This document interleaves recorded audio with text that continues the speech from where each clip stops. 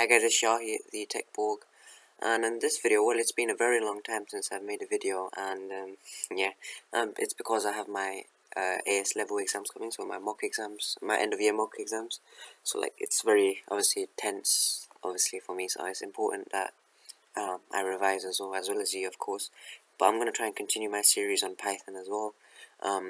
It's been like a week, I think, since I've uploaded my last one, so I want to make sure that it is uploading something. And yeah, I hope you guys enjoyed this video. This video is slightly nice, I guess, because I'm going to be doing a mixture of maths and computer science. So it's going to be like, this video is going to be how to find roots of quadratic equation.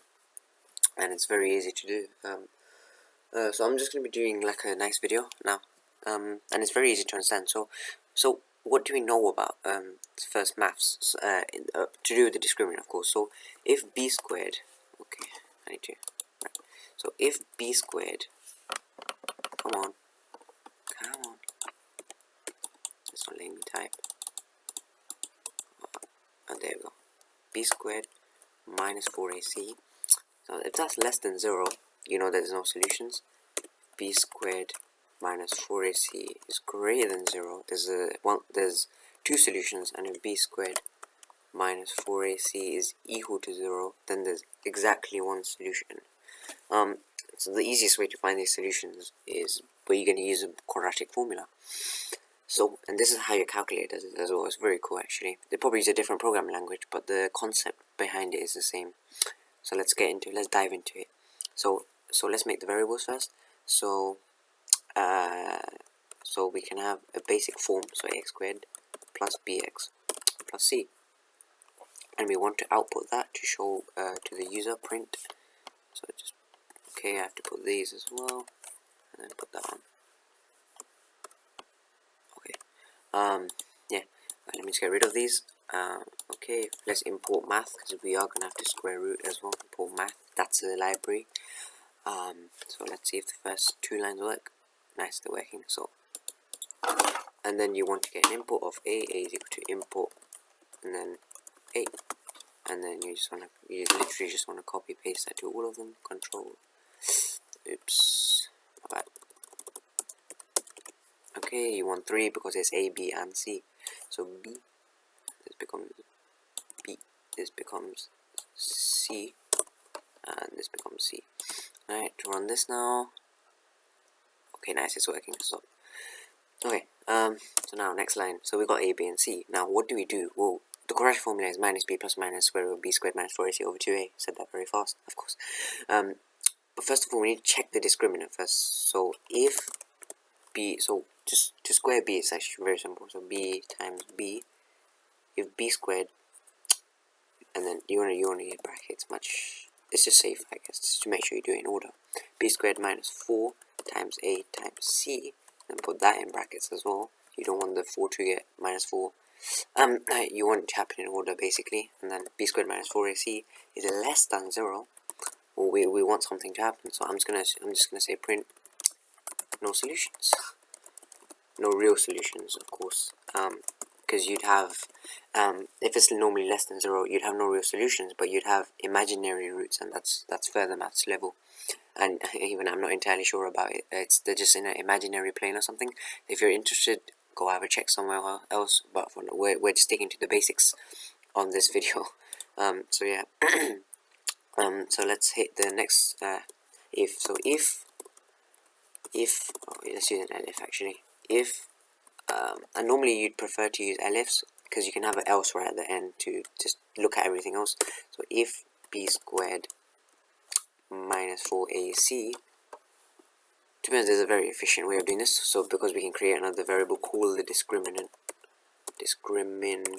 is equal to, and then we can have this embedded into that, and we can replace this entire thing with discriminant. So we can just, well, yeah, it just looks nicer. I mean, it just makes more sense, right? Okay, discriminant is equal to 0. Then it's print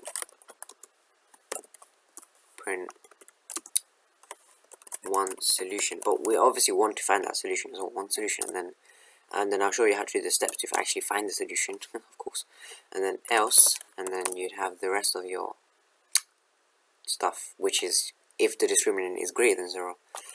And to test that out, well, I'm going to run it after this point. So 2 solutions. Okay, so if I run this now, we get this. So A is, I'm going to do something I know. So for example, x plus 1 whole square is x squared plus 2x plus 1. So if I do 1, 2, and 1, okay, can't multiply sequence by non-int of type string. So clearly we just have to put an int here to let them know, to let the system or program know what we're using is an integer. So if I go ahead and make all this int, it should work. Okay, int bracket, and then if I run this now, it should work. So it's running.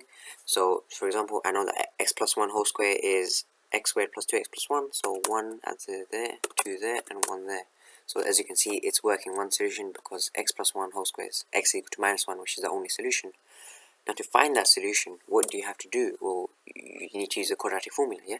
So to use the formula, you do minus b, yes, minus b plus or minus square root. So this is where it gets really like questionable, but plus math dot square root, and then in brackets you want to put down discriminant. Oh, that's nice of it. And then yeah, okay, minus b plus the square root of the discriminant, which is minus b plus or minus square root of b squared minus 4ac, and then you want to divide all of that by 2a. So you're going to do that, the entire thing in brackets. Although the divide 2a would be better if you do it alone. So for example, we just make this into an entirely new variable. So this is the top bit of the formula, I guess you could call it top bit, and then to find the overall bit, you'd probably do top divide 2 times a, which is much more better because you're splitting it up. Because if you do divide 2a, it might only apply to this one. I'm not entirely sure, so it's better not to risk it. So if I run this now, it might show an error. Let's check. Okay, see, overall is equal to top, invalid syntax, invalid syntax. Invalid syntax. Okay, wait. So if we do top over to a, and we know that top is this. Oh, see, it's getting confused. Oh, okay. I think I meant to put an int at the front. Let's give it a try. I'm gonna put it here. Okay. Top slash. Let's see if it works without me putting that in. Actually, run it. Can I do top divide 2? Actually.